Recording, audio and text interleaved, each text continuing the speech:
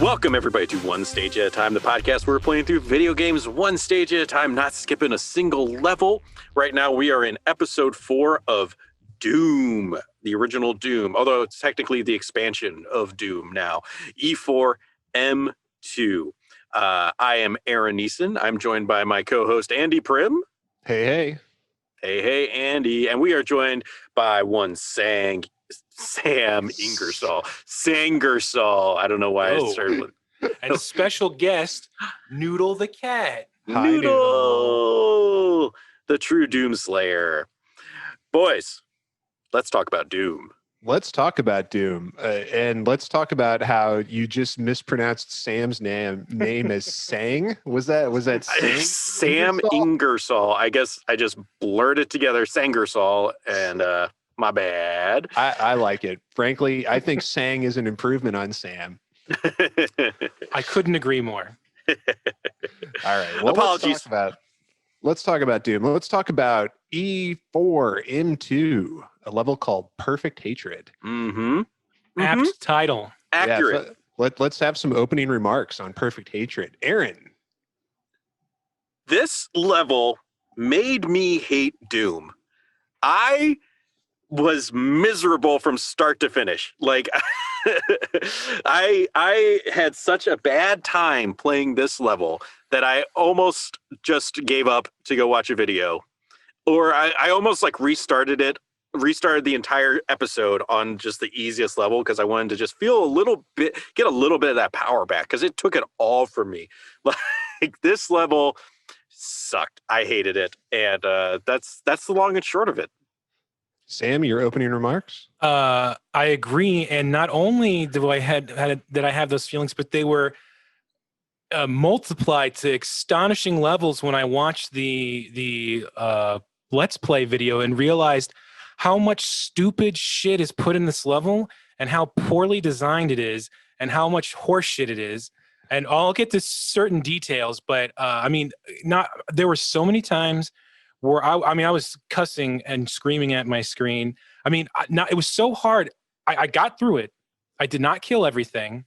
There was a group of I noped the fuck out of a group of barons at one point. But for half this level, I had 3 to 1. I had 1% health at one point in my save. I saved scummy, man. This scummy level. Oh, it was Save Scum City, start to finish. There is nothing good about this level. The design is bad. There's way too many enemies. There's hidden secret, like not even secrets, like hidden switches to progress. It's just bad. This is bad. Don't play it. Just don't play this level. So far, I'm saying don't play episode 4. Well, can I tell you something, guys? Yeah, bring it. I want to hear your opinions. Yes. I loved it. You loved it. I think it's a great level, and I loved it. But we can get into that. Let me hit you with some quick stats for Perfect Hatred. It is designed by our friend, the returning champion, still the king, John Romero. And it is apparently, he says it's the shortest time that he took on a level, started working on it at midnight and finished it at 6 a.m. That sounds about right. So it is the second level of episode 4. It has 3 secrets. Its name, Perfect Hatred, comes from Psalm chapter 139, verse 22. I hate them with perfect hatred. I account them mine enemies. As far as enemies here, we have 10 sergeants, 10 specters, 18 imps, 8 demons, 15 lost souls, 17 cacodemons, a whopping dozen barons of hell, and who else but the Cyberdemon? So let's set the stage. Perfect Hatred, we begin facing 2 sergeants. There's like some stairs leading over a pit. We're like in kind of a big atrium area. We come back to this central area a lot over the course of the stage, but there are just like a shitload of enemies. Like there's a whole bunch of cacodemons, there's sergeants everywhere, there's imps and demons. And right off the bat, you're in the shit. There was a firefight. Cue Willem Dafoe firing his gun in the air like a dozen times, like in the Boondock Saints. I had to save scum right from the opening here because I came in with like 12% health from the previous stage. And there is some health on this opening little island that we're on, but just surviving long enough to collect it was a tricky endeavor. So I had to reload like that initial save 5 or 6 times just to get past like all of that fire that's coming your way initially. Mm-hmm. What about you guys? How quickly did it take you to die in this one? Oh, almost immediately. Yeah. Well, my problem was, so I noticed that no one was paying attention to me right off the bat. So I'm like, okay, we're gonna let this simmer, get a little infighting in. Mm-hmm. But the problem with that strategy is the Caco demons. Mm-hmm. That once they catch your scent, it all goes to hell. Eventually, I think what I ended up doing was I'd go forward, I'd kill the 2 soldiers, I'd go forward, there's a drop off, and there's a Caco demon underneath. And it rises up, I kill it, then I can drop down and get the nuke suit is down there, the hazmat suit. And there's kind of a maze, it's a bunch of lava. So if you fall down, you're fucked. Because you start this level with like no health, because the level 4 it was also a bastard. Looking pretty good compared to this one, I should say. Yeah. But down, if you go through this kind of sort of maze-like area, you can find the soul, the super soul, the blue soul sphere, which boosts your health up really high. Yeah. So I would my strategy was to go get that, and then you can run up a secret stairway, kill everything. And by the time I got back up, I had 50% health, but it was a lot more than I started with. And just figuring that out took me like 15 minutes. Yeah, no, for sure. Like knowing where everything's placed in this level is a big boon. But when you come in blind and there's like fire coming at you from all the sides, pretty much you're just going to die. It's like in the Superman comics, like when they created Doomsday, they sent like a little infant baby out onto this hostile planet. It got torn up immediately. They went and retrieved its DNA and cloned it. And did that like 10 million times. They were like, eventually, we're going to get a clone that evolves to be strong enough to survive in this hostile environment. Science. It's pretty messed up. How is the origin story? Yeah, like eventually that turned into Doomsday, and it killed everything on the planet, and then it broke into the facility and killed them too. And then killed Superman. Yeah, fucking killed Superman. It was a big deal at the time. Yeah. That was probably like the pinnacle of like that. I've had Superman on the brain a lot lately because I've been reading that reboot that they did in '87. I've been like started at the beginning and kind of going through it. It kind of culminates at Death of Superman, and then it's just like kind of all downhill from there. Oh like, yeah, Red and Blue Superman happens after that. Electro Superman. Yep.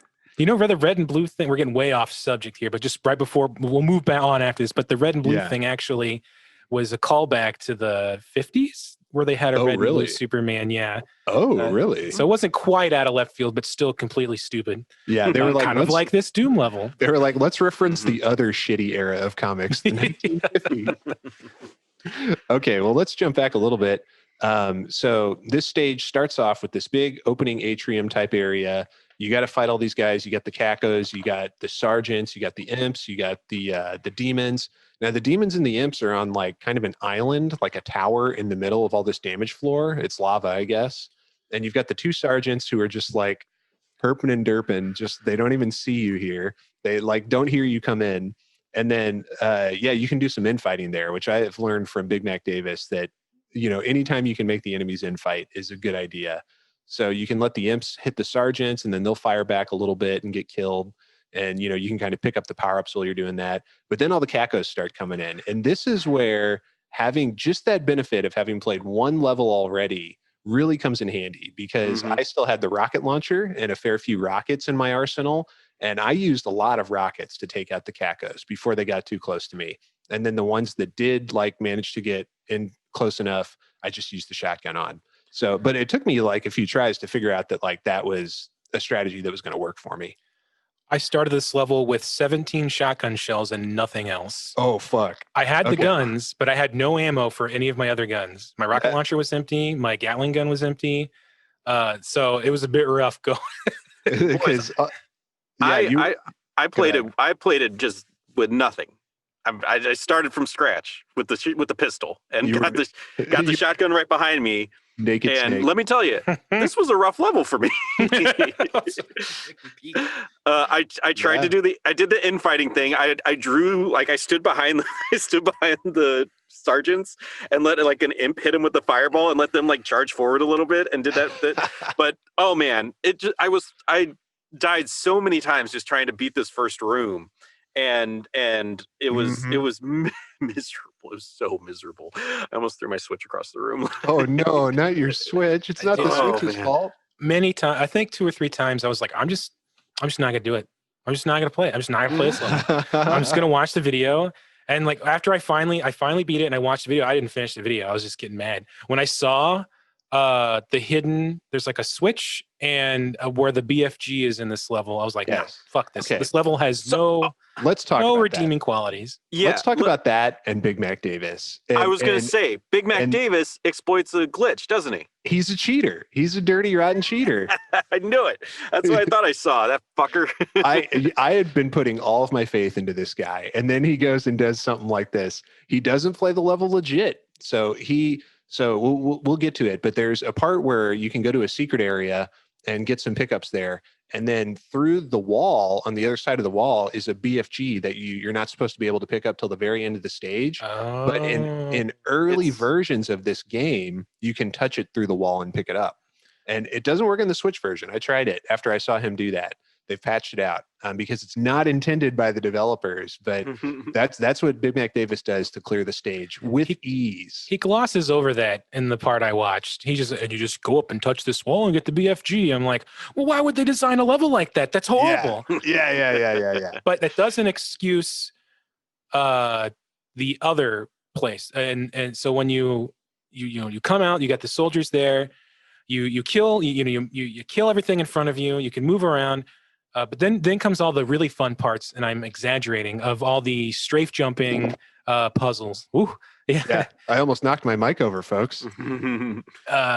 This caused me some issues. I got better at it. Maybe this has trained me to be better at it. But you kind of jump over the left side, and then there's a switch, and it opens a door on the side, and you jump again. You go over. There's some soldiers and imps. And then it's like a pool of lava, and you have to fall down, and there's a switch behind you, and the switch raises this wall up around the lip. And if you're quick enough, you can run across and go up there, and then run across to where the imps were, and there's I believe, a plasma rifle. Yep. Mm-hmm. But here's the thing. I want to explain it the way it happened to me, so you'll see why it pissed me off so much. The first time I went in there, so there's that level, but there's nothing else in there unless you hit this special switch that's hidden. And I just want to bring that up first. And it opens a stairwell. So yeah, what I did is I fell down, and I guess I fell down perfectly and hit the switch, the hidden switch, without knowing it. Flipped the switch in the wall, and just assumed that opened up the stairs. Yeah. You go up the stairs, you die immediately, because that's just what happens. There's 2 barons of hell up there. Yes, and a bunch of sergeants.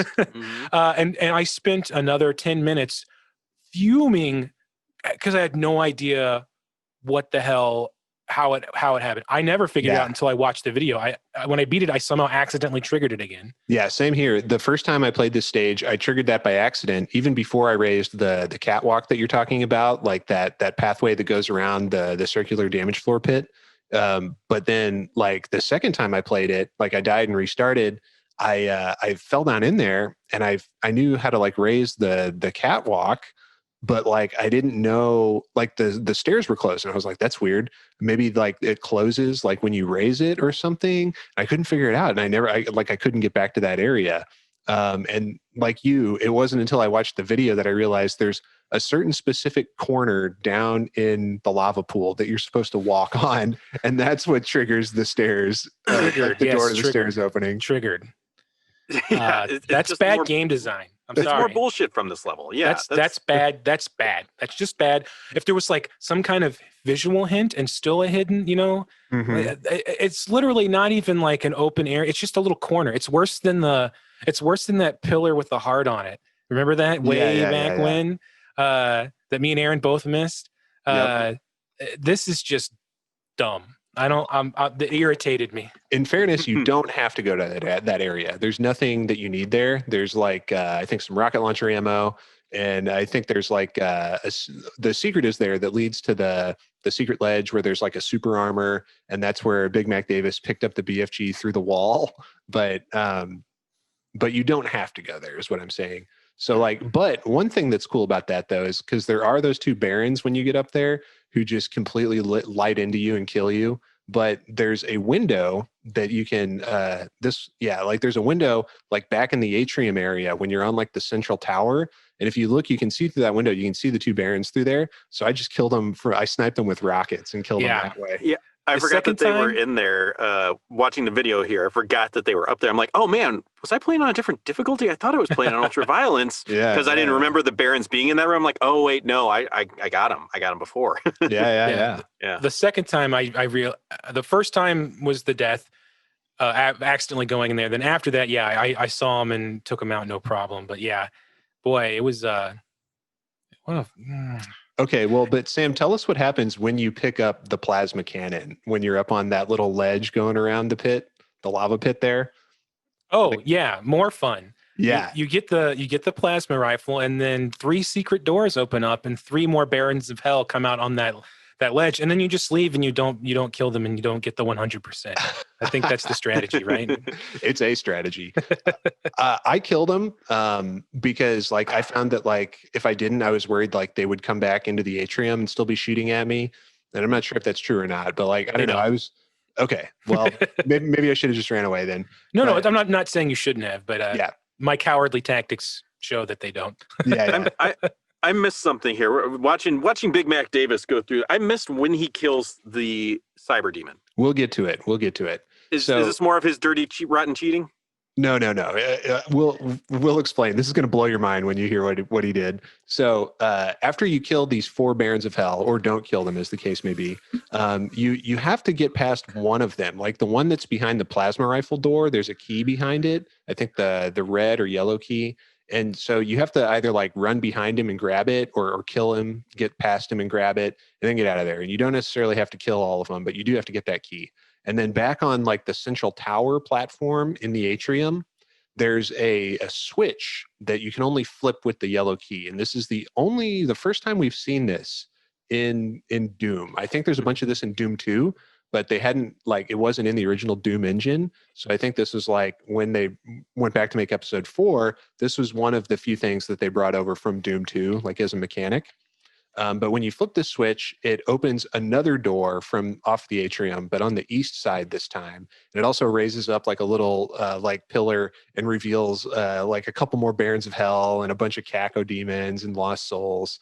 So, just more fun time, where like you're on this narrow walkway where if you fall off, there's damage floor down there. And you probably already used the only rad suit to get that soul sphere back at the very beginning of the level. So, I mean, you're caught, right? You're out of the fire into the frying pan, or, whatever that old adage is. But one other thing I wanted to mention was that, and Big Mac Davis doesn't even say this in his walkthrough, so it may not have been until later versions of the game, but when you're in the pit area, like the big circular room with the damage floor, the one with all the barons, one of the shutters that raises to let all those barons out onto the catwalk, if you do kill them all, you can go into that room. Oh, well, you don't have to kill them, but practically you would want to, just to get into that little room that the shutter opens up. There's one of the walls you can interact with, and it opens, and it's not a secret, but there is a hidden area in there, and there's a switch that if you flip it, it adds more platforms to the central little tower in the atrium. It makes it kind of easier to walk around on. Yeah. Okay, that'd be useful. Yeah. It's pretty sweet. There was many, as you keep coming back into the atrium, you come back and there's more things to be afraid of and panic from. So you run fast and you fall down and die. Yeah. This current area, this kind of cave area, I had 1% health when I was running it. Yeah, me too. Oh, so it was bad. The caves are kind of like they're when you activate the yellow key switch, you open the door to the caves. And I was in here with like 1% health, just save scumming. Like every step I took, every enemy I killed, I would save scum. I was save scumming so hard that I was quick saving and putting in manual saves. I think I had 2/3 of my save slots are from this level now. Because you want to have a backup in case like your quick save is like an unwinnable state and you need to go back. Multiple ones. Like, okay, I cleared that part, so I want to save, but I need to have another save before that in case I did something wrong and I can't progress from this save. It was a lot of that kind of thinking. Yeah. Fortunately, the caves is relatively safe, not safe, but like it's less deadly than some of the other areas. Like you start off on a ledge and you can snipe like a bunch of the enemies. There's 2 barons down in the caves and then a bunch of specters, but you can snipe a lot of them from up there at that starting ledge. Also, the line of sight was nice because other than the Baron, most of the enemies would not remember you if you went around the corner. So what I was doing is I was getting the attention of like one Spectre and having it come over and chainsawing it and kind of doing that kind of baby steps and slowly pulling them one at a time. And then really panicking when I saw all of the lost souls at the top. I chainsawed a lot of the lost souls. Like, dude, I got them in the stairwell, and in the stairwell, it's not so bad. Because I didn't have the BFG at this point, like Big Mac Davis or anything. Yeah, and I just like small. kept backing up a little bit and trying to lure one lost soul at a time and just chainsawed him slowly one at a time. It's really nice to have that chainsaw here. So satisfying. Yeah. It's like an old friend. It's like, I missed you so much, my sweet chainsaw. I'm hoping that later levels will have a BFG because I did not get it and I don't feel like playing this level again. Because I ended with 100% life and I had a bunch of armor and a decent amount of bullets, I think. For my shotgun, so that's my save moving forward. It's good enough. Yeah. We'll see. I didn't even get the BFG. Well, I know we see the BFG again, but I'm just not sure exactly how long it's going to be before we pick it up. But I know there is another one, at least one more in episode 4. I probably would have enjoyed this level a little bit if it had been near the end. Like if I feel like we're playing multiple levels that would be near the end of any other episode because you would have a larger like cache of ammo and stuff. Yeah. I feel like I would have used a lot of it still, but I wouldn't have been like. These are like I don't know if you guys ever played much of Yoshi's Island on this SNES, but like these are like when you got like a perfect score in a world and it unlocked like the secret level for that world. And you're like, oh, another level. Oh, this will be fun. And they're just like the most ball-bustingly hard levels, just not fun. Like American McGee must have designed them. They flew him into Kyoto, Japan to do like a special guest designer for it. Oh, you got a perfect score, huh? You must be pretty good at this game. Let's try it. I didn't play a lot of that game, but my dad was obsessed with it.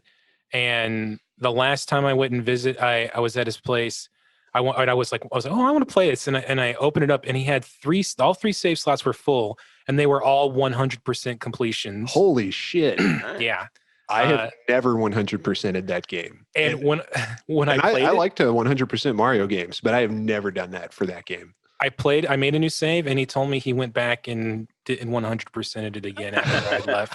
I can't get into it. Like I keep trying because like everybody says it's an amazing game and it's so good. But like I play through like the first world and I'm just like, this isn't. It's not. It just doesn't grab me. I think that what you got to do is don't go in with a Mario mindset because it really doesn't feel like a Mario game. It doesn't. But I mean, if you go in with like I just want to play a cool, like I want to play like a platform I've never played, but I feel like an old school game. That'll do good. I think it's got the best Super Nintendo Mario music. It has great music, great graphics. I think like it's a very technical game, right? Because the controls they're so deep. Like speedruns are so interesting because there's so many options you can do, like with the egg shooting and the fluttering and everything. But like, don't go into it with the mindset of like, I want to get everything because you'll drive yourself crazy. It's like, it was supposedly Miyamoto made that game because he was under a lot of pressure to make a game more like Donkey Kong Country with lots of collectibles and things like that. But he went in totally the wrong direction for it because like it's focused on like an all-in-one mechanic. So like if you don't get everything the first time, you can't just go back and get the few things you missed. You have to get everything in a single run, which is really hard. And because there's lots of like one-way doors and one-way passages, in that game. So like you go through like a door, you find out there was a flower in the previous area, but you can't go back to it. And then and there's other shit like there's like 20 red coins in every stage, but they're hidden among the regular coins, so you don't know which ones you need to grab or don't grab, except there's like a little barely noticeable tint to the coins that you can just barely tell if you look really close. But it's an awesome, amazingly fun game. Yes, yeah. Just don't worry about that shit and just try to finish it. I don't think I will. Okay, well, let's get back to perfect hatred. So the caves area, when you get to the end, like Aaron was saying, there's a stairwell and like 15 lost souls at the top. You can chainsaw them, or there's a berserk pack if you got the secret that we were mentioning earlier. But even if you didn't, the chainsaw is a great option. And then there's a teleporter, but right beside the teleporter is a baron hiding in an alcove who's just like, hello, nice to see you. It's me, another baron of hell. But by this point, it's like, oh, I'm not even worried. It's just one baron of hell, and I've got plenty of space to back up. I'm not even worried. But behind him is the blue key, which you're going to need. So you take the teleporter, you get back to the atrium, and then this is kind of cool. It's another interesting like mechanical thing, but there's like a pillar made of blue key skull switches, and you have to use the blue key on that. It raises up, and there's a stairwell we've been able to see the whole time that's going up to like a platform that's higher up in the atrium, where there's a whole bunch of demons just like running around, like being what are these guys doing? They're just herping and derping, just doing their laps, man. They're keeping their Dude, they're doing their cardio. They're hardcore keeping their heart rate up to the Cyberdemon's DJ booth. Oh, there you go. I love it. Yes. Yeah. The Cyber DJ. Yeah, Cyber DJ. What kind of music do you think the Cyber DJ is? Industrial. Definitely industrial. Yeah, some Nine Inch Nails remixes.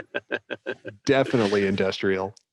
But yeah, so there's a cyber demon up there in kind of his own little booth. And oh my God, I just saw how he did it. Yeah. So once you get up there, there's a rocket launcher you can pick up, and there's like 15 demons, and the cyber demon will probably start firing rockets at you. And then a door opens where like 20, not 20, but a lot of Caco demons come out. But what you can do, and this is something that I just figured out this time, once you grab the rocket launcher, if you turn around and run away because maybe you're scared of all the Caco demons or whatever, you might realize that on the central platform, a new thing has opened. There is now a teleporter pad on the central platform. And if you walk onto it, it teleports you into the DJ Cyber Demon's booth, and you telefrag him to death. It just blows. I just saw that. Yeah, he teleported, and you just show up, and it's explode like guts. You just like blow him apart. Yeah. We'll cue it up. Yeah, right there. Yeah. So here we go, Aaron. Watch this. No, okay, no, I see it happening. Splat. That's not what happened with me. Okay, well, what happened with you? I teleported in there and he killed me. He just killed you. He was like, "Get out of my booth." Whoa, not cool. Well, I mean, no, actually, no, I'm remembering wrong. He didn't kill me. I actually killed him, I think, with the BFG, because I got it and I shot it. And then Caco Demon shot me in the face. One Caco Demon shot me in the face. He wasn't dead when I got in there. He didn't explode like he did with Big Mac Davis. I don't know if it was a glitch or what, but he did not die that one time. Okay, well. So I avoided the teleporter like the plague, because I was like, I got to kill him first before I can get in there. And it worked for me. And I got to say that telefragging him is definitely the optimal way to kill that motherfucker, because like in previous attempts, I had tried to defeat him just with like rockets, the traditional way, but you're in kind of a confined area, and it's hard to get enough space to avoid the explosion, like the splash damage from the explosions. So when I got to the Cyber Demon to actually battle him and like tried to take him on, because I was avoiding the teleporter, I learned from the last time we had a room full of Caco demons and like a tougher enemy in one room. You mentioned previously how I wouldn't leave a room before killing the 4 Barons of Hell in that one level. This time I was because I tried running past the Cyber Demon and there were all those Caco demons from here. I'm like, I know what to do here. And so I tried to lure them out and do battle with the Cyber Demon, and it worked a little bit. Eventually, after they all were murdered, I was able to kill him. I totally cheesed it and like found a spot where he couldn't hit me but I could hit him. Oh, and nice. I killed him that way. Dude, you ruined his set. All he wanted to do was just pump some sick Nine Inch Nails remixes. I tried to dance up there and he started shooting rockets at me. What's a guy supposed to do? What What's I a ended Doom up guy doing, to do? I shotgunned all the pinkies. Then I ran up and collected the rockets and a suit.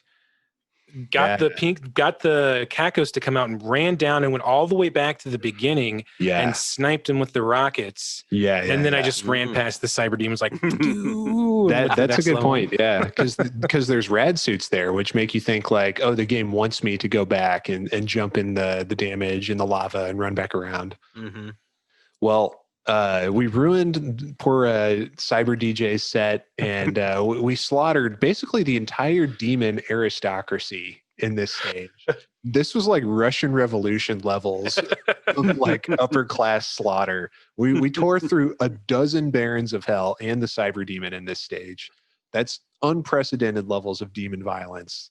Lucifer Morningstar is like, you know, he's like Tsar Nicholas, like during the revolution in like 1910. He's like in the Winter Palace going, oh fuck, oh fuck, oh fuck, oh fuck. You could almost do that like Fallen meme with Hitler, where he's like freaking out. You know, remember that meme from a few years ago? But it's like Satan like slamming his fists, like, how many barons died? 999. But that about brings us to the end of the stage. However, there is one last thing. Did you fellas discover the secret exit? I discovered 0% secrets. So no, I didn't find the secret exit. Aaron? I didn't know it was there, which means that I have to go back into that level. And I'm not happy about that. You got to play it again. I'm not happy about it. No, I think I have a save. I think I have a quick save still in it somewhere. So it shouldn't be that hard to go back and find it. So I'm okay, but I'm not happy about it. Well, to explain real quick, if you guys hadn't found it, the way you find it is relatively easy, although it's pretty obscure. Like you wouldn't really know that it's there unless you watched a video walkthrough of it like I did. But when you take the teleporter in the atrium up to the DJ's booth and telefrag him, when you lower the little like chest high wall that's blocking you from walking right into the little booth immediately, you can only activate it from the inside. But when you activate it and lower it, that also lowers a wall down in the lava in one of the corners down by kind of where the window is, where you can shoot the Barons of Hell through it if you want to from the central platform. There's a little corner wall down in the corner there that also lowers when you lower that little chest high wall by the booth. And it only stays down for like a second or two. So you got to lower it and then run as fast as you can through the lava, jump off, run through this little corner. And then the secret exit switch is right in this little alcove down here.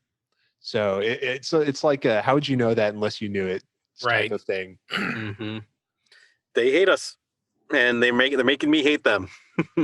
Perfect hatred. Well, that's about the end of this stage. We've kind of talked through it. Let's do some final verdicts. So I think I know what you fellas are going to say already. But Aaron, what would be your final verdict on Perfect Hatred? If you really feel the desire to beat episode 4 of Doom, then play it. If you don't want to suffer a lot, like you might have fun if you watch the playthrough first and know where everything is and know what to expect. You might have a little bit of fun. If you're going in blind, I imagine you will not have much fun. I did not, and I would not recommend this level. Sam, your final verdict. My final verdict is, if you look on the right side of this map, it kind of looks like the intestinal tract of a human and ending in a colon. I think this is very appropriate since this level is a pile of shit. Oh no. The jokes aside, yeah, what Aaron said, like if you do nothing but play old school Doom and that's all you've ever done and you've never played this level, you will like this level. If you are a regular human being on the planet Earth and Andy or not Andy, you probably won't like this level. It was very frustrating, and there were too many things that were frustrating for the sake, like hard for no reason, like not hard, I need more skills, but just like, oh, that's what they did, that kind of stuff. I will give you, there were a couple cool ideas. The telefrag is cool as fuck, but I think they were not implemented very well. in a way that didn't make me want to kill myself. What about you, Andy? I'm glad you asked. I'll give my final verdict. I love this stage. I think it is ball-bustingly hard in the most glorious way. I think that it's really creative. I like that we didn't really talk about this much, but there's lots of quote-unquote jumps in this level because you can't really jump in this game, but if you run fast enough over certain gaps, you can go right over it. And that mechanic is made use of a lot. And there's not really a lot of that in the original Doom. You're not meant to really, but in this you do that quite a bit. So I think that's cool how they implemented that. I like the way the switches work. I like how you keep returning to the central atrium and gradually raising and activating more parts of it and like completing, all the walkways that you have to go through. I like that aspect of it. I like that they give you lots of ammo and lots of health in this stage, even though there's like lots of stuff that's trying to murder you. There's a berserk pack. There's plenty of medikits. There's a soul sphere. You get the BFG, you get the plasma cannon, you get the rocket launcher. There's plenty of ammo for all of those. There's just plasma cells left and right here. So you can just be, ripping with the plasma cannon the entire time if you want, which is basically what I did. And so like, like I said, it's really creative. I like the difficulty of it. I mean, it was Save Scum City for sure, but just being like, oh fuck, now there's 4 Barons of Hell. How am I supposed to deal with this? And then figuring out, the way to do it, like you planning it out. Like I like how, you pick your battles, like you can shoot through that window to snipe the Barons at one point.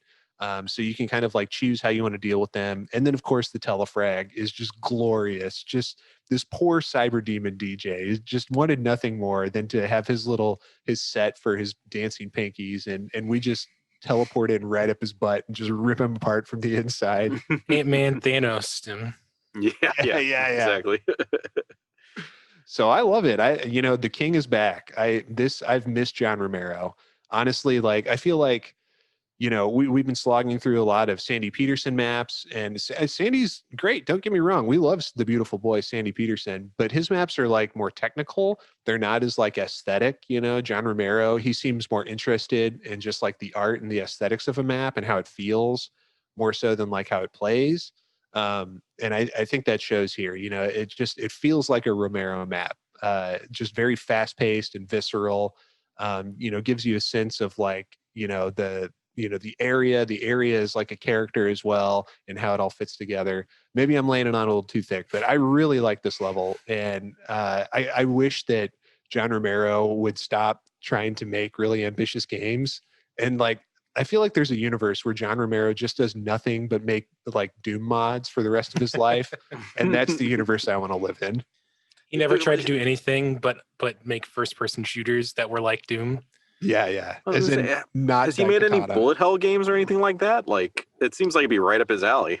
It does, doesn't it? Yeah. I wish he would do that because I feel like he could make a good bullet hell shooter. Instead, he's making 1920s strategy, prohibition, booze running games. Have you guys played that Empire Sin? No, I heard that it was ambitious, but the execution wasn't great. Like especially later game, like early game, it's more fun, but later on, it's a little less so. That's what I've heard too. Yeah. And honestly, like I feel like a lot of what I've heard about it is stuff that I tend to dislike about procedurally generated games in general, which is that like the idea is that like, oh, it's a rich world and you can build your own story. But like any game where it's like choice or build your own story, it doesn't really work. Like it doesn't fit together organically. Like I guess like there's a few games that manage to get that right and nail it. But like it's like I watched one review where it was like I really like the interplay between this one guy and this girl who was on my squad. And when the girl got killed, the guy got mad and he quit. And I was like, oh, that's really cool. But then a minute later, I gave him a raise and he rejoined my squad and just forgot about that whole subplot. So I don't know. I prefer a more curated experience, where it's like scripted out that certain events are going to happen. They do generally have better stories. There are some that like walk that line in between them, like your Mass Effects, where you can choose what happens in the story a little bit more or less, and you can affect the characters to a certain degree. Like if you complete certain actions during the game, and then they might get pissed at you, or they might die or something like that. Right. But all of it's still planned to somewhat. It still had the end is more or less the same no matter what you do. I mean, yeah. Ultimately, you complete the suicide mission, but a bunch of your team might die, Right. and your love interest might die, and then they're gone the entire next game. Oh, no. Not my waifu. Miranda. All right. Well, that'll do it for Perfect Hatred, or Perfect Love, if you ask me. But I'm sorry to my co-hosts who had to slog their way through this stage. And I'm sorry to all of the listeners out there if you happen to be playing along with us, because this is a tough one, no doubt about it. And the rest of episode 4 continues to be difficult, I will say. I'm not sure that they all reach the same height of difficulty as 1 and 2. And let me just say, 1, I feel like is hard for bullshit reasons, like not enough ammo, not enough health. It's like artificial, people teleporting in, shit like that. This stage is hard by design. Like it's like planned out. It's like it's an authentically curated punishment experience, so we can at least appreciate that about it. Yeah, instead of teleporting in, they appear from behind secret walls. It's amazingly different. How curated. Uh-huh. For as much ammo as they do give you and health, it doesn't really feel like it. I agree with you.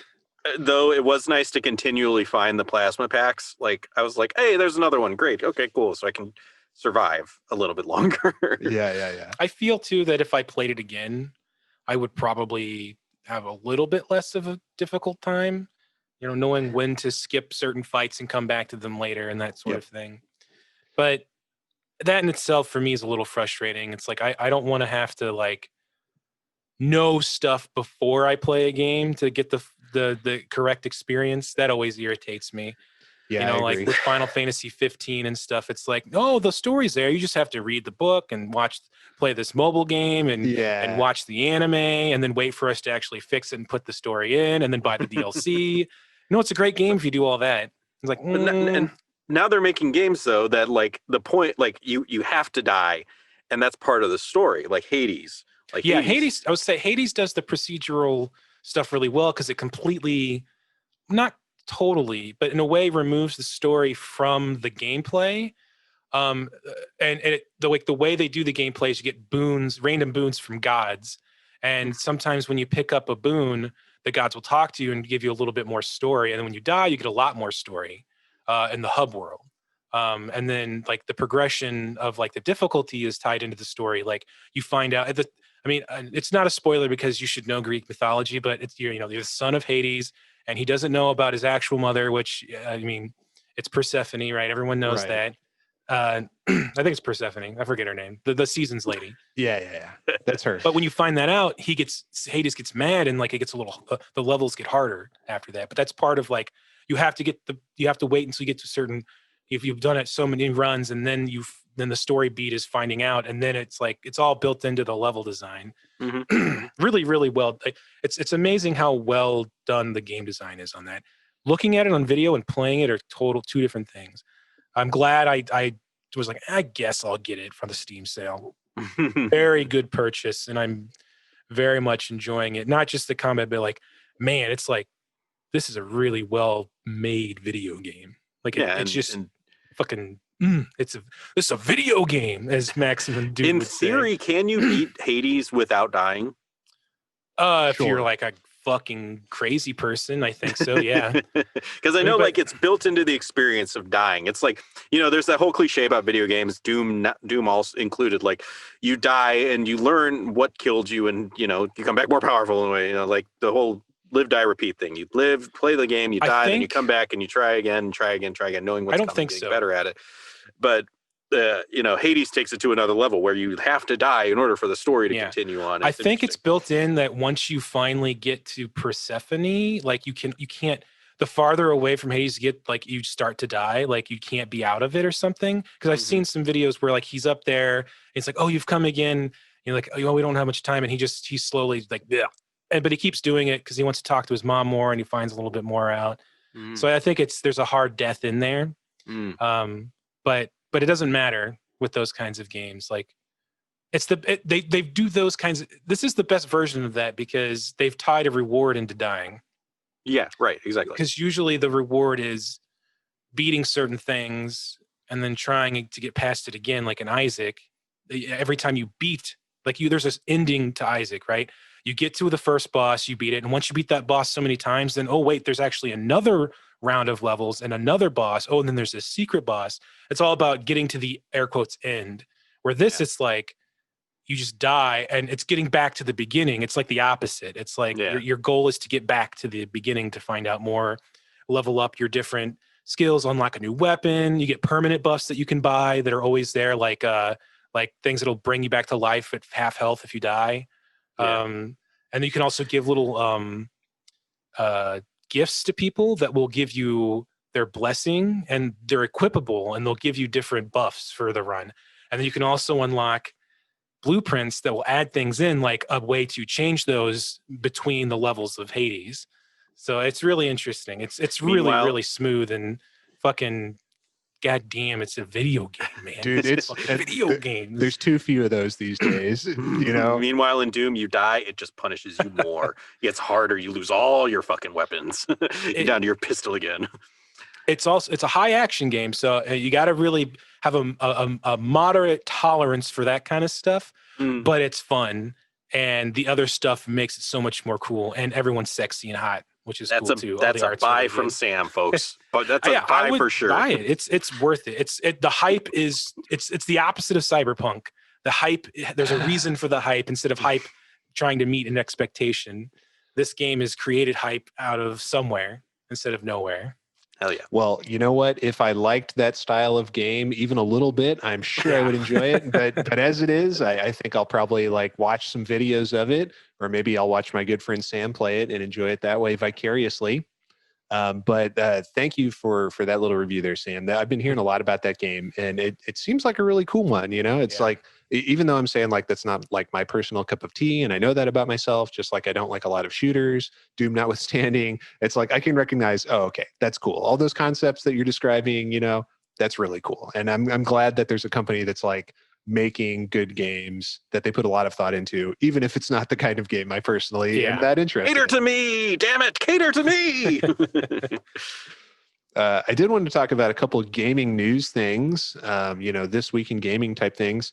So a theme that we've come back to a lot on this show, the slow death of the Rooster Teeth family of shows and programs. Oh no. I don't know if you guys saw this, but Inside Gaming Daily is shutting down. Already? Yeah. They just came back. So this is the fifth time that channel has shut down. It started as part of Machinima back in the day with the original guys, Lawrence, Bruce, and Adam, right? And then I think so. Yeah, Adam. Those three were right. Yeah. They all left and did Funhouse, I think, and then it was other guys at Machinima, and then it shut down, and then they started the No from Rooster Teeth, which a bunch of people were on there. And then the No shut down when they brought Inside Gaming back, which was 2 years ago. And then the original guys were on there, which was pretty cool. I didn't watch a lot of the original one, but I watched it when they came back, and I enjoyed it. There were a lot of running gags that were funny. You know, they had good chemistry. And then they all left, and then they brought in these new people that didn't exactly sign up for it. They were just I think the interns or whatever who were just hey, you're on the show now. The hosts left. And they were okay. I don't know. I wasn't that into it with the new hosts, but then they started doing it remotely because of COVID, and the quality really took a dip, it felt and now they're shutting down for good. Yeah, it's unfortunate, but I never really I would watch the Inside. I would watch it when it was the guys, but the only reason I really watched it was for the guys, and the only reason I watched it for the guys was because I knew them from the videos, and I liked their humor, and their chemistry was really good, and so I'd watch it, and I'd get introduced to some new people as it went on, but I didn't know those people from anywhere else, so I never really got any sort of viewer affection for them. They weren't in any of the other videos, so when the guys left, I just completely stopped caring. For me, it was the opposite, but not all in a full capacity. I never watched the original run. I never really watched much Rooster Teeth channel stuff specifically. It was always tertiary stuff. And then I saw like, hey, we're back. I'm like, back? What's this? Oh, you guys did that? Okay, I'll check it out. And for about a month, I was watching it. And the new guys, I really liked the new guys. They were kind of fun because I had no tie to anything before. But the problem with shows like that, and it's the problem that G4 is probably going to have, is that I can find out all that information in like 2 clicks and like reading it real quick on a different site. Like, Yeah. Destructoid. I go to like Destructoid. For some stupid reason, I still go to Kotaku real quick and glance through. But the 2 I do most now are Destructoid and Rock Paper Shotgun. But I just find all that stuff way quicker, and I've already looked at it because I do that first. And I'm not surprised to see that they're kind of. It seems like the chlorophyll is drawing itself in with the Rooster Teeth group, and that the things that they initially branched out to like when they made that big grab to pull everyone in, and like we're doing the Let's Play family, and like let's get all these different channels, like that's all starting to fall off and kind of get back to their core. I hope it doesn't go any further. It would be very sad if like it totally went under. I would be sad if I didn't have any more. I mean, I don't know. More and more of the Achievement Hunter guys are streaming and doing pretty well. And so they might go the way of an old oh god, what was his name? Fuck. Lawrence? No, not Bruce? Ed. No, way back. The first guy to leave Achievement Hunter. Fuck, what was his name? He went by Brown Man and he changed his name. Oh, Ray. Ray, yeah. So like Ray left and he's streaming, and like Michael streams quite often now, and he gets like 4,000 or 5,000 people watching him. That's not so bad. I don't know. I mean, it seems like a lot to me. But what do I know? That's a pretty decent. I mean, depending on how many subs he has, you can make a decent amount of money. I mean, some of them are pretty crazy. I think Moon has like over 20,000. Oh my subs. God! Yeah, I mean, he calls himself the biggest independent streamer because he doesn't do any kind of. He's never done a sponsored game. He's never done anything like that's. Always just been his own decisions and stuff like that. And he'll never be like on the face of Twitch because of that. He's too subversive in a way. I don't know. That's kind of why I like him. Yeah, he's no Dr. Disrespect. No, he's not a PP watching conspiracy theorist. Dude, what is it? Well, I can't tell like where the line ends with Dr. Disrespect. Like, where does the joke end and the real insane person behind the mask begin? That dude's crazy. I mean, like he's entertaining as fuck. But like when he left, when he got kicked off of Twitch, he was saying shit about some conspiracy theorist about. He was like doing all this like herd immunity and like, we should read this guy who doesn't believe in COVID and like that kind of shit. Is that why he got kicked off? No one knows, and he won't say, and no one will say. But I think it might have been something along those, because that was like the last stream he did was that shit. But it ain't hurting. He had like 27,000 people watching his stream today on YouTube. Wow. So he ain't hurting for nothing. Yeah, the good doctor has landed on his feet. Yeah. So man, sorry. I could go on and on about streaming, so we'll move on. All this streaming drama. Dude, we'll save it for next week. We'll start a regular segment, which is like Sam's streaming drama like corner, and you can just rant about streaming drama. Please oh no. Man, Capcom just released something that's gonna change everything. All these weird. Yeah, let's just save it. But there's always something to talk about in the streaming world. Well, and not even with people, just like the industry itself. There's one more news item I wanted to talk about today, and it actually is related to streaming. GDQ, Games Done Quick, is going on right now. I believe it is AGDQ, Awesome Games Done Quick. But this is an all virtual GDQ, and I think maybe they've done one of these before, or like a smaller event before. But usually they're like in person, in like a conference room at a hotel. Like, they fly everybody in, or I think you have to pay for your own flight in, but they invite everybody to come and runners submit like, a run to the thing. And usually it's like the holder of the record is the one who comes and plays the game live in person with like a big audience. And there's like a big crowd element, where like everyone's cheering, and there's like dumb shit memes that people like start shouting, like the year everyone was shouting "Wah," like we're like Waluigi. It's fun. It's a very community fun, like you feel part of it. And the last two big they do GDQ and ADGQ. The last GDQ was also online. Okay. So the was they've that done Summer Games done quick? yeah, SDGQ. Yeah, Yeah. that one was online as well. So since that one, everything event they've done has been online. Well, it's like I don't know what you guys think, but I've still been watching it and catching a lot of the re-uploads on YouTube, and it's like it's still fun to watch. I like watching a good speed run. I like watching commentators, but there's something missing, without the crowd element of it. It just feels a little more like quiet and subdued, I guess. They should just let everybody have their mics on at the same time, but a little quieter, so that it sounds like they're far away. Yeah. The problem is consistency too. Some people clearly have better setups than other people. Yeah. And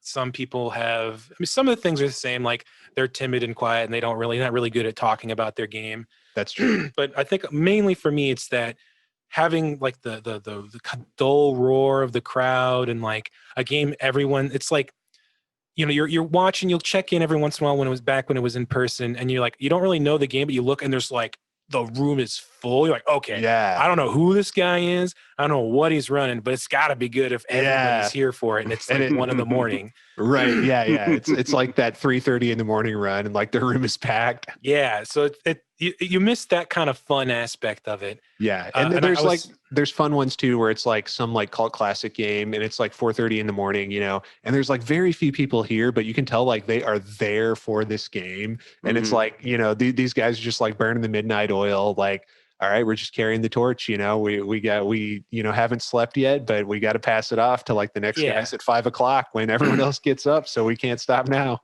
And with the online one, it's like, it's just a guy in his house. Yeah. Or it's like a guy in another time zone. So like he'd be awake anyway. So which is cool. And I'm glad they're still doing it, but it's definitely like, we're just waiting, biding on time. Like I was saying, whenever if we ever hopefully get to a point where we can go see people again, and they do this, I'm thinking about taking a couple of days off and just like totally vegging out on the couch and like watching it all day. Cause I really miss it a lot. Dude, we should go there. I was thinking of doing that before all the shit went down. I was like, well, I think one day I should go. It'd be fun just to go to one. Yeah, I think it would be fun. Even if I have a vaccine, like I've been watching like movies and shit where people are in big crowds, and it gives me a little bit of anxiety. I know what you mean. Yeah, I know. I've been watching 30 Rock from the beginning, and there's like he's running around New York. I'm like, whoa, get away from each other! What are you doing? Put on your masks, goddamn! Yeah, no, that's true. And like you were saying about some guys who are just like really awkward, like something about like being in person, would maybe bring them out of their shell a little bit. They've got like the support from everybody. But even if not, like, they always had like people on the couch to commentate. Yeah. There would be people that like hadn't even played the game that they would just pull in, like Spike Vegeta, with his giant fro is just on every couch because everyone just likes listening to that guy. And the crowd, I just miss the crowd. And like it has a totally different atmosphere. I think another thing is that I watch a lot of speedrunners on Twitch in general. So like these events that are online, it's just like I'm watching a regular stream. It's not special. It's cool, and I'm glad it's there. I'm not complaining, but it's not special. A little bit of the magic is gone. Yeah, it's not the same. Even the other big speedrunning thing that went on a little bit longer, it was the European Speedrunners Assembly. Yep. And they actually constantly show reruns. See, I wish they would do that on Twitch, is have a second GDQ channel that just reruns the old streams. Like ESPN Classic? Yeah, and it's got just do this week we're doing the 2014 start to finish, because they have it all on YouTube. That would be nice. I don't think streamers would be happy with that. That would draw away viewers from people who are currently playing, don't you think? No. Maybe. I mean, I'm not saying do it, okay, then. Don't do it during the event, but like whenever there's not, these only go on for like 2 weeks, 3 weeks, and they only do it twice a year. So just like sometime, like pick a month and do it then just put them back up again. Or something like, because that's what ESA does. They, I'll be flipping through the show and I'll see something like rerun, and it'll be like, just random runs from random events, just kind Aaron- of on 24/7. Aaron, what do you think about GDQ? You've been kind of quiet here. Are you a GDQ super fan like me and Sam?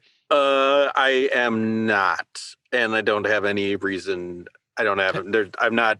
I have nothing against it or you anything ever- like that. Watched many speedruns? Not really. Not really. I've tried to watch a few here and there, but when I do watch gaming stuff, it's for the personality more than anything. Like the speedruns That's don't true. really Well, don't really grab me that much. Just watching the gameplay. that's I need to be more entertained than that. No. Just the game? No, I need buddies. I Give me some 100% jokes. agree, and that's part of the fun of an event like this is running into like a gym. Like a good example was this guy Andy. He ran. I think it was either That's a your randomizer- name. Yeah, it was like some kind of version of A Link to the Past, and he had this guy on the couch that I think they knew each other, but all he did was shit talk him the entire time, and Andy couldn't stop laughing. Like he's trying to run, and he's just busting up. It was so popular that they had them back multiple times for multiple events, the two of them. And That's so fun. they find these little diamonds in the rough. Where, yeah, I agree, Aaron. Like if a guy is just like, yeah, and then okay, so here's the this fuck it. I don't even care if it's a game I like. I'm not gonna watch that. And Right. there's also like there's also those golden like awkward cringy moments where like Oh yes. guy gets like really mad at another guy or Look up someone says something really offensive on stream. look up Aaron GDQ caveman. What's his name? Cringiest moment from AGDQ caveman, and you'll see this guy was speed running a game, and there was a dude he didn't know who didn't know the game who sat on the couch. Yes. And it's oh my! At one point he just goes, "Could you please just shut up?" Yeah. Like the speedrunner. It was they were playing Tomba 2, Tomba, right? yeah. Yeah, and like the guy just like keeps making puns and stuff and like laughing at his own jokes, and he's like, "It's my birthday. That's why I'm here." Who are like socially inept but very confident. Yeah. Mhm. You know, of those kind. You're like waiting for them to get the hint, but they never will. And then you Mhm. finally tell them, and then they're heartbroken, and you feel like an asshole. It's like one of those Yeah. situations. Like the but guy it's on camera for the entire run. It's like fucking- the runner is trying to tolerate it and be nice, and like he should have just at first been like, hey, would you mind, maybe dialing it back a little bit? But he just lets it go, and like you can tell, like it's just bothering him, and he's like bottling it up until he finally like snaps and tells the guy to shut up. And you can just see like it's like when Ralph Wiggum's heart breaks on The Simpsons. He's Yeah, like, yeah. He thought until that moment he was like, this is the best day of my life. This guy's cool. Everybody's cool. This is awesome. Everyone's Mhm. loving it. But the other guy, what's so great is he's like completely deadpan, like no humor, not just to him, but like he's just this like very like somber guy. And it's just, Mhm. and he's like saying all these like really like thick miasmic passive aggressive stuff to this kid. Yeah, just yeah. over his head. The whole It's beautiful. You should classic. Well, will Google GDQ that. still be going on when this goes up? Yeah, I think so. Well, maybe. All right. I'm not sure when it started, but this will go up on Wednesday, the 13th of January. So it may still be going on. I'm not sure. All right, well, It's going to go. It's still going on. Listeners should go check it out. Maybe you'll find one of those hidden gems, those awkward hilarities. It will not be on next week. Oh, All right. Well, It goes to the 10th is the last day. then we hope that you, like us, enjoyed AGDQ 2021, which we've just all finished, and it was a great success. And the whole thing, you can't watch it live, but it's the entire event is on their YouTube channel. There you There you go. go. Check it out on and YouTube. it'll most likely there's a little lag in their upload, but it'll be enough time that most of them will be up there. And there's many past events. I'm going to preempt Andy and say that's my advice. My words of wisdom is go to the GDQ YouTube page, sort by most popular, find a game that you like, and check it out. All right. Hopefully you'll be entertained. I used to be against speed runs for a long time. Didn't get it. Finally got I did, Aaron. I did. Like Andy was way into this way before I was. He was not against it. Just I was an early didn't want it. adopter. I was into Speedruns Speedruns Archive. back when, the really shitty websites. I was there. But now it's like one of my favorite things, watching someone who's got the personality and is just demolishes the game And there's so many options out there. It's great. It's good fun. Check it out. Andy, It's I was good, gonna wholesome fun. ask you if you thought if that Sam had words of wisdom ready for us. And he answered my question. He did not, because he's like, I'm going to take what I'm saying right now. No, and go no. watch It was He's asked actually words what of my word of wisdom was going to be. And we were already talking about it. So I just threw it in there. I swear to God. Okay. All Swear right. to Well, me. Swear to me. What's that from? Swear to me. Batman. That's Batman. Okay. Begins. Well, we will swear to John Romero and American McGee and possibly someone else who we'll see when we play the secret stage next week, E4M9, which is entitled Fear. So please join us in a week's time for that. But in the meantime, Aaron, what do you want to say to the fine listeners at home? I want to say thank you for listening, everybody. Please like, share, and subscribe. It really helps us out. Go to onestageatatime.com for more episodes and for links to all of our socials. And I want to say thank you guys for playing through Perfect Hatred with me. This was a lot of fun. I think we did it. We did it. We did it. All right. Have a good morning, afternoon, evening, or night, wherever you're listening to this. Sam, give us that sign off. Save and continue.